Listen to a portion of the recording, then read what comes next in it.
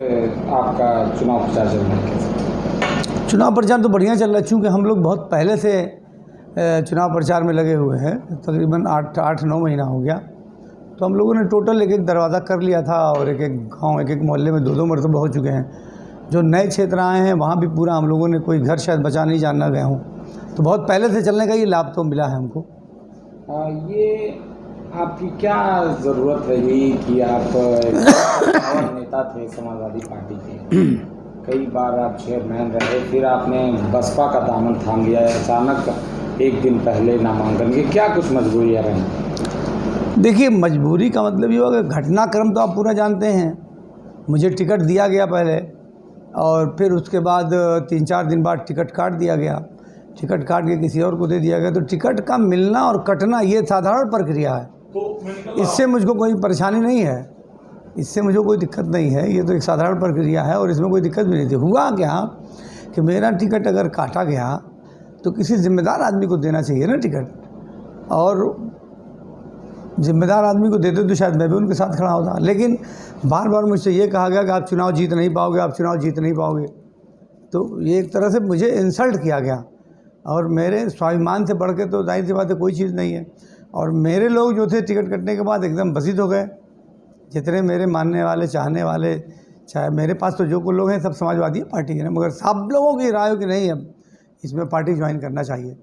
तो मेरे साथ तो तमाम पार्टियों के साथ मेरा संपर्क बना हुआ था, लेकिन मैंने कहा कि बिल्कुल आखिरी समय तक मैं इंतज़ार करूँगा, और समाजवादी पार्टी का जब तक कार्यालय का एक चपरासी तक न चला जाए, बाहर गेट में ताला न बंद हो जाए, तब तक मैं जाऊँगा नहीं यहाँ से।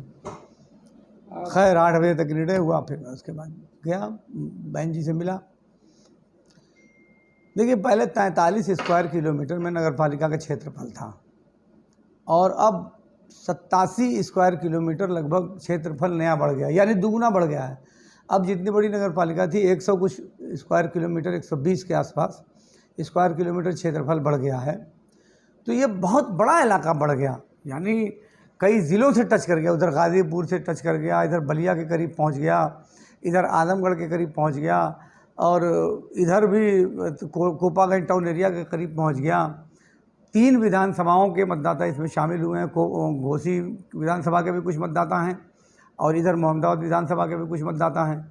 तो इस तरह से इस पूरी नगर पालिका को बहुत बड़े पैमाने पर किया गया। इसके पीछे मकसद क्या था, मैं समझने से वंचित हूँ। जो भी सरकार का मकसद रहा हो, इतने बड़े एरिया को बढ़ा कि शायद समाजवादी पार्टी या दूसरे दल के लोग न जीत सकें, लेकिन उल्टी हो गई सब तदबीरें, कुछ न दवा ने काम किया, देखा उस बीमारी दिल ने, आखिर काम तमाम किया। ये काम है कि नए क्षेत्रों में जो मैं घूमा हूँ तो वहाँ देखा है मैंने कि जल निकासी की सबसे बड़ी समस्या है, गांव तक पहुँचने के लिए रास्तों की समस्या है। तो ये 2 बड़ी समस्याएं तो वहाँ उस क्षेत्र में है। लेकिन नए क्षेत्र में जो हमारा पुराना क्षेत्र है, जिसे मान लीजिए ये ढकुलिया घाट पुल बना, तो उससे एक बहुत बड़ी राहत हो गई, तमाम कोपा घोसी सारे लोग जुड़ गए। एक पुल और बनाने की ज़रूरत है बिलवा घाट पर। तो बिलवा घाट पर अगर हम पुल बनाते हैं तो वहाँ से जो 4 लेन गोरखपुर बनारस वाला जो 4 लेन गया है, उससे वो जुड़ जाएगा।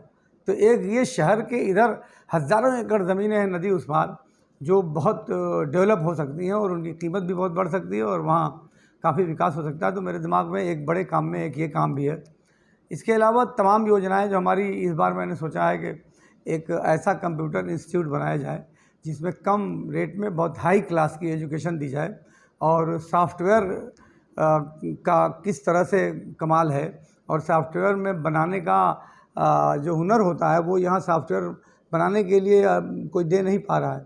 तो हम लोग सोच रहे हैं कि इस तरह के एक्सपर्ट बाहर से ले आए जाएँ, ताकि बच्चों को सॉफ्टवेयर बनाने का हुनर सिखाया जा सके, ताकि वो अपने पैरों पर खड़े हों। इसके अलावा तमाम योजनाएं हैं। रास्ते बहुत ख़राब हैं कई तरफ के, उन्हें भी ठीक किया जाना है। लेकिन मेन काम जो है, जो नया क्षेत्र सम्मिलित हुआ है, उसमें बहुत बड़ा काम करने की ज़रूरत है, और मेरे दिमाग में पूरा प्लान है।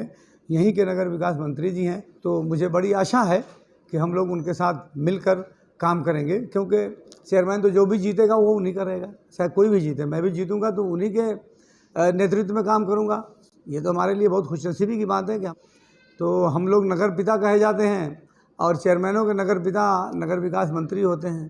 तो हमारे नगर पिता तो हमारे ही क्षेत्र में हैं, तो हम लोग उनके साथ मिलकर स्वर्गीय कल्पनाथ राय जी के सपनों को साकार करेंगे, और कोशिश करेंगे कि विकास का जो ख्वाब माननीय मंत्री जी देख रहे हैं वो मेरे माध्यम से पूरा हो।